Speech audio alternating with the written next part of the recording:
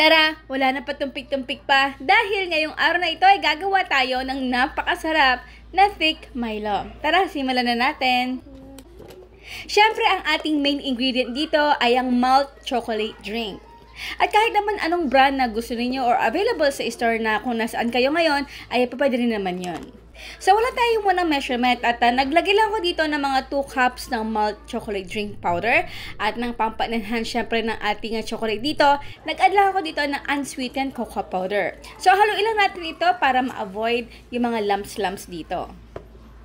At syempre, yung ating cocoa powder at itong ating malt ay medyo may pagka-hydrophobic at hindi talaga ito masyadong nagbe-blend sa cold water. Kaya ang ginamit natin dito ay hot water. So, I suggest guys na paunti-unti lang yung paghalo natin dito hanggang sa ma-reach na natin yung ating right consistency ng malapot na malapot. Then, ang ating next ingredient, ito yung ating condensed milk. So, nalagay lang ako dito ng mga half cup ng condensed milk. Then, haluin natin ito. Kung may mga nakikita kayo mga lumps dyan, okay lang yan. Kasi kapag ito pinapahinga natin at piniprepare yung iba natin gagamitin mamaya, ay magiging smooth din ito.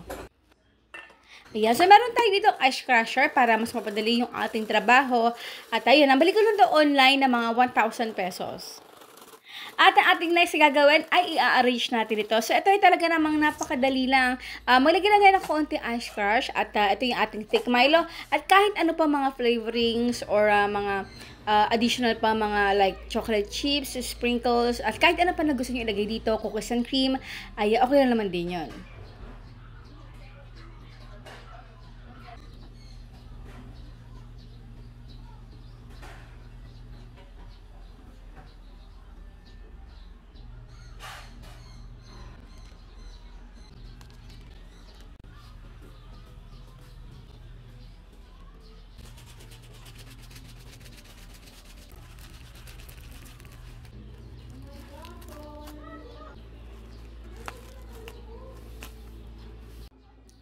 And now is done our thick Milo.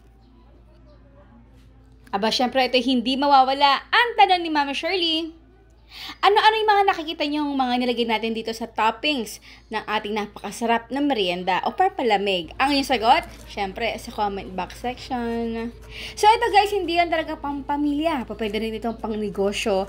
At napakasarap talaga kasi ito yung ating thick Milo ay pwede nyo naman itong ilagay sa ref kapag hindi ito naubos sa tindahan ninyo or sa pamilya ninyo. Guys, napakasarap talaga nito. Sa tamis, pwede kayo mag-add ng konting thick Milo lang or kung gusto nyo pa mas matabang ng konti, mag-add pa kayo ng yelo. So, ayan po guys, maraming po salamat sa inyo lahat. Ang ating outro, keep safe, be healthy, and be happy. Nag-blackout. Bye!